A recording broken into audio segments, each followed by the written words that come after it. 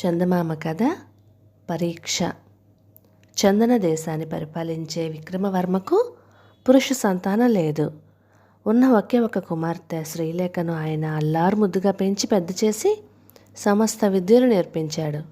యుక్త వయస్సు వచ్చేసరికి ఆమె అసమాన సౌందర్యవతిగాను అమిత మేధావిగాను ఖ్యాతికెక్కింది. కుమార్తెను చూసి గర్వపడిన విక్రమవర్మకు ఆమె వివాహం గురించిన చింత ప్రారంభమైంది. తనకు పురుష సంతానం లేని కారణంగా తనకు కాబోయే అల్లుడే చందన దేశానికి భావి మహారాజు అవుతాడు. అంతేకాక తన కుమార్తె అత్యంత బుద్ధిశాలి, అందుచేత సునిశ్చిత ప్రజ్ఞాశాలిని అల్లుడుగా చేసుకోవాలని విక్రమవర్మ ఆరాటపడసాగాడు. ఇలా ఉండగా ఒకసారి విక్రమవర్మ ఆస్థానానికి ఒక పండితుడు వచ్చాడు.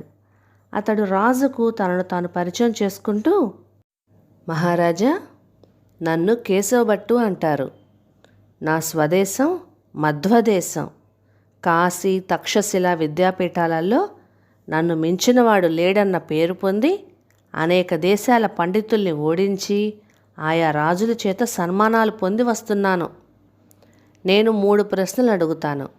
వాటికి మీ దేశంలో ఉన్న పండిత పామరులు ఎవరైనా సమాధానాలు చెప్పవచ్చు. సరైన సమాధానాలు చెప్పగలిగితే చెప్పిన వ్యక్తి ముందు శిరస్సు వంచి నమస్కరించి నా బిరుదులు గండపేరుండము ఆ వ్యక్తి పరం చేస్తాను. అలా కాని పక్షంలో నన్ను మీ ఆస్థాన పండితుల చేత పల్లకీలో మోయించి సత్కరించి పంపాలి. తమకు అంగీకారమైన పక్షంలో చెప్పండి అన్నాడు. కేశవభట్టు అహంకార ధోరణి పండితులకే కాక విక్రమవర్మకు కూడా అసహ్యకరంగా తోచింది. ఆయన పైకి ఏమీ వ్యక్తం చేయకుండా, మీ షరతులకు అంగీకరిస్తున్నాము. మీరు 3 ప్రశ్నలు అడగండి. మా దేశస్థులు వాటికి 3 రోజుల్లోగా సమాధానాలు చెప్తారు అన్నాడు. కేశవభట్టు అంగీకారంగా తల ఊపి ఇలా చెప్పాడు. నా మొదటి ప్రశ్న, ఎవ్వరూ కాదనలేని నిజం ఒకటి చెప్పాలి. అయితే అది తిరుగులేని అబద్ధమై ఉండాలి. రెండో ప్రశ్న, వినిపించని శబ్దము కనిపించని దృశ్యము ఏవి? మూడో ప్రశ్న, కూలివాడి దగ్గర నుంచి రాజు వరకు ఏ వ్యక్తి అయినా అతి తేలికగా లొంగిపోయేది దేనికి? కేశవభట్టు ప్రశ్నలు వినగానే విక్రమవర్మ ఆస్థాన పండితులు ముఖాలు వెలవెలపోయాయి. దానిని గమనించిన కేశవభట్టు తనకు విజయం తప్పదని సంతోషిస్తూ రాజు దగ్గర సెలవు తీసుకొని తనకు ఏర్పాటు చేసిన విడిదికి వెళ్ళిపోయాడు. కేశవభట్టు వెళ్ళిపోగానే ఆస్థాన పండితులు జవాబుల కోసం చర్చించుకోసాగారు. మొదటి ప్రశ్నకు జవాబు ఎవరూ చెప్పలేకపోయారు. రెండో ప్రశ్న తర్కశాస్త్రానికి సంబంధించినదే ఉండవచ్చునని, వినిపించని శబ్దం ఆకాశము, కనిపించని దృశ్యం వాయువు అయి ఉంటుందని అభిప్రాయపడ్డారు. కూలివాడి నుంచి రాజు వరకు ఎవరైనా సరే లొంగిపోయేది వ్యాధికి కావచ్చు అని ఊహించారు. కానీ విక్రమవర్మకు వారి సమాధానాలు తృప్తినివ్వలేదు. ఆయన పండితులతో, కేశవభట్టు చాలా అహంకారే కావచ్చు, కానీ గొప్ప మేధావి. అతడి ప్రశ్నలు ఎంతో నిగూఢంగా ఉన్నాయి. మీరు ఊహించిన జవాబులు అర్ధరహితం అనిపిస్తున్నవి. సరైన జవాబుల కోసం అన్వేషణ సాగించండి అని సభ చాలించి కుమార్తె అంతఃపురానికి వెళ్ళాడు. గంభీర వదనంతో వచ్చిన తండ్రిని చూసి శ్రీలేఖ ఆశ్చర్యపడింది. విక్రమవర్మ కుమార్తెకు జరిగిందంతా చెప్పి, అమ్మా, ఓటమి తప్పదేమోనని భయంగా ఉన్నది. సంస్కారి ముందు ఓటమి అభివృద్ధి కారకము, అహంకారి ముందు ఓటమి ఆత్మహత్యతో సమానం అన్న సంగతి నీకు తెలిసిందే కదా. అయితే ఈ ప్రశ్నలకు నువ్వు సరైన జవాబులు చెప్పగలవన్న నమ్మకం నాకు ధైర్యాన్ని ఇస్తుంది అన్నాడు. అంతా విన్న శ్రీలేఖ కొద్దిసేపు ఏదో ఆలోచించి, జవాబులు నాకు తెలియడం లేదు నాన్న అన్నది. విక్రమవర్మ ఆ సమాధానానికి ఆశ్చర్యపోయి, అయితే ఇప్పుడేం చేసేటట్టు తల్లి అన్నాడు. అందుకు శ్రీలేఖ నవ్వి, నేను జవాబులు చెప్పలేకపోయినా జవాబులు దొరికే ఉపాయం చెప్పగలను. మన మంత్రి కుమారుడు రాజశేఖరుడు గొప్ప మేధావి అని విన్నాను. ఈ ప్రశ్నలకు అతడు జవాబులు చెప్పగలడని నా నమ్మకం. అడిగి చూడండి అన్నది. ఈ మాటలతో విక్రమవర్మ సాలోచనగా తలపంకించి లేచి వెళ్ళిపోయాడు. విక్రమవర్మ తర్వాత పట్టపురాణి వైజయంతిదేవి దగ్గరికి వెళ్ళి సంగతి చెప్పి, దేవి, శ్రీలేఖ సంగతి నాకు బాగా తెలుసు. సమాధానాలు నిజంగా చెప్పలేకపోయినట్లయితే తనకు ఆ పాటి పాండిత్యం లేనందుకు దేశపు పరువు ప్రతిష్టల గురించి దిగులు చెంది ఉండేది. కానీ అటువంటి విచారం ఏమీ ఆమె ముఖంలో కనిపించలేదు. పైగా రాజశేఖరుడు తప్పక చెప్పగలడన్న విశ్వాసము, ధీమా ఆమె ముఖంలో కనిపించినాయి. విషయం ఏమంటావు అని ప్రశ్నించాడు. వైజయంతిదేవి నవ్వి, స్త్రీ హృదయం మరొక స్త్రీకే బాగా తెలుస్తుందని నా దగ్గరికి వచ్చారా అన్నది. విక్రమవర్మ కూడా నవ్వి, అలాంటిదేం లేదు, శ్రీలేఖ విషయంలో నీ నుంచి అదనపు సమాచారం తెలుసుకోవాలని వచ్చాను అన్నాడు. అయితే వినండి. శ్రీలేఖ రాజశేఖరుణ్ణి అభిమానిస్తున్నదని దాని చెలికెత్తల ద్వారా విన్నాను. అతడు కూడా శ్రీలేఖను అభిమానిస్తున్నట్లుగా తెలిసింది. శ్రీలేఖ ఈ ప్రశ్నలకు అతడి నుంచి జవాబు రాబట్టడం ద్వారా అతడి ప్రజ్ఞా విశేషాలను మనను పరీక్షించి తగిన వరుడు అవునో కాదో నిశ్చయించమని చెప్పడమే అన్నది రాణి. కుమార్తె ఆలోచన సరళికి ముగ్ధుడైన విక్రమవర్మ, అయితే ఆలస్యం దేనికి, వెంటనే అతన్ని పిలిపిద్దాం. అటు రాజకార్యము ఇటు గృహకార్యము రెండూ నెరవేరుతాయి అన్నాడు. మరికొద్దిసేపట్లో రాజశేఖరుడు వచ్చాడు.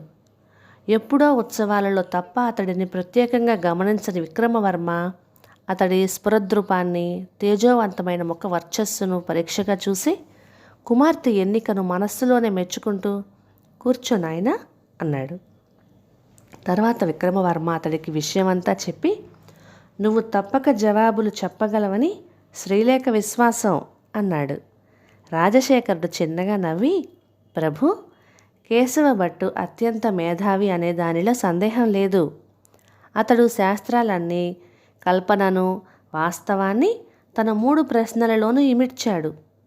అతడి మొదటి ప్రశ్న తర్కశాస్త్రానికి సంబంధించింది. దానికి జవాబు, నాకు మరణం లేదు. ఇది లౌకికంగా తిరుగులేని అబద్ధం. ఎందువలనంటే సృష్టిలో మరణం లేని ప్రాణి ఏది లేదు. అయితే తార్కికంగా అది ఎవ్వరూ కాదనలేని నగ్న సత్యం. కారణం, తర్కబద్ధంగా చెప్పాలంటే నేను అనే పదం ఆత్మకు వర్తిస్తుంది, పాంచభౌతికమైన శరీరానికి వర్తించదు. అంటే ఈ వాక్యానికి అర్థం ఆత్మకు మరణం లేదు అని. ఆ విధంగా పైవాక్యం తార్కికంగా ఎవరూ కాదనలేని నిజము, లౌకికంగా తిరుగులేని అబద్ధము అయ్యింది. ఇదే మొదటి ప్రశ్నకు జవాబు అన్నాడు. రాజశేఖరుడి వ్యాఖ్యానానికి సంతోషించిన విక్రమవర్మ, బాగా చెప్పావు నాయనా, మిగిలిన 2 ప్రశ్నల జవాబులు కూడా చెప్పు అన్నాడు. దానికి రాజశేఖరుడు రెండవ ప్రశ్నలో వినిపించని శబ్దం మనస్సు చేసే బోధ, అది శబ్ద తరంగాల ద్వారా కాక మనస్సు ద్వారా మెదడుకు చేరే వాక్కు, అనుభవించే వాడికి తప్ప రెండో వ్యక్తికి వినిపించదు. అలాగే కనిపించని దృశ్యం ఊహ, ఊహించుకునేటప్పుడు కళ్ళకు కట్టినట్టుగా కనిపించే దృశ్యం ఊహించుకునే వ్యక్తికి అనుభవం అవుతుంది. పై 2 స్థిరమైన అస్తిత్వాలు కలిగినవి కావు గనుక, అయినప్పటికీ అనుభవిక వేద్యాలు గనుక వినిపించని శబ్దము, కనిపించని దృశ్యము అయినాయి. ఇదే రెండో ప్రశ్నకు జవాబు అన్నాడు. విక్రమవర్మ ఆనందంగా రాణివైపు చూశాడు. ఆమె ప్రశంసాపూర్వకంగా నవ్వుతూ, చాలా బాగా చెప్పావు నాయనా అన్నది. తర్వాత రాజశేఖరుడు, ఇక 3వ ప్రశ్నకు జవాబు పొగడ్తా. కూలివాడి దగ్గర నుంచి రాజు వరకు అతి తేలికగా లొంగిపోయేది పొగడ్తలకే కదా అని ముగించాడు. విక్రమవర్మ చప్పట్లు చరుస్తూ, శభాష్ రాజశేఖర, చాలా చక్కటి జవాబులు చెప్పావు. నీ తెలివికి ఇంకొక పరీక్ష పెడుతున్నాను. ఇప్పుడు నీకు కనిపించనిది నాకు కనిపించేది అయిన దృశ్యం ఏమిటో చెప్పు చూద్దాం అన్నాడు. రాజశేఖరుడు చిరునవ్వుతో, పొరబడుతున్నారు మహారాజా, మీకు కనిపించే దృశ్యం నాకు కనిపిస్తున్నది అన్నాడు. రాజు ఆశ్చర్యపడి, నీకు కనిపిస్తున్నదా, అదేమిటో చెప్పు అని అడిగాడు. రాజశేఖరుడు కొద్దిగా సంకోచిస్తూ, మీ అమ్మాయి నాకు వరమాల వేస్తున్న దృశ్యం అన్నాడు. ఆ జవాబు విని రాణి వైజయంతి మనస్సులోనే నవ్వుకుంది. విక్రమవర్మ మాత్రం కోపం నటిస్తూ, ఏమిటి, ఏదో 3 ప్రశ్నలకు జవాబులు చెప్పినంత మాత్రాన రాజకుమార్తెనిచ్చి వివాహం చేస్తాననుకున్నావా అన్నాడు. రాజశేఖరుడు నవ్వి, మీకు ఆ ఉద్దేశం లేని పక్షంలో ప్రశ్నకు సరైన జవాబులు నేను చెప్పగానే మెచ్చుకొని, బాగానే ఉన్నాయి కానీ ఇవి సరైనవి అవునో కాదో కేశవ భట్టు చెప్పాలి కదా అని ఉండేవారు. అంతేగాని రాజకార్యాలను మర్చిపోయి నన్ను ఇంతగా ప్రశంసించి నా తెలివికి ఇంకో పరీక్ష పెట్టి ఉండేవారు కాదు అన్నాడు. ఆ మాటలు వింటూనే విక్రమవర్మ ఆనందంతో రాజశేఖరుని కౌగిలించుకొని, నాయనా, తిరుగులేని ఆత్మవిశ్వాసం గల నువ్వు మా శ్రీలేఖకు తగిన వరుడివి. మన ఇద్దరికీ కనిపించిన దృశ్యం త్వరలోనే అందరికీ కనిపించేటట్టుగా చేస్తాను అన్నాడు. ఆ సాయంత్రమే సభ ఏర్పాటైంది. సభకు కేశవ భట్టుతో పాటు రాణి వైజయంతిదేవి, శ్రీలేఖ, రాజశేఖరుడు కూడా వచ్చారు. నిండు సభలో రాజశేఖరుడి సమాధానాలు విన్న కేశవ భట్టు అతడి సమాధానాలు సరైనవేనని అంగీకరిస్తూ తాను ఓడిపోయినట్లుగా ఒప్పుకొని శిరస్సు వంచి రాజశేఖరుడికి నమస్కరించి తన బిరుదులన్నీ అతడి పరం చేసి తన గండపేరుండాన్ని తీసి రాజశేఖరుడికి స్వయంగా తొడిగాడు. ఆ తర్వాత సభాసదుల శుభ ఆశీస్సుల మధ్య శ్రీలేఖ రాజశేఖరుడి మెడలో వరమాల వేసింది. కథ సమాప్తం. ఇక ఈ కథ మీకు నచ్చినట్లయితే ఇలాంటి మరెన్నో తెలుగు చిట్టిపొట్టి కథల కోసం please like, share and subscribe to my channel. Thank you.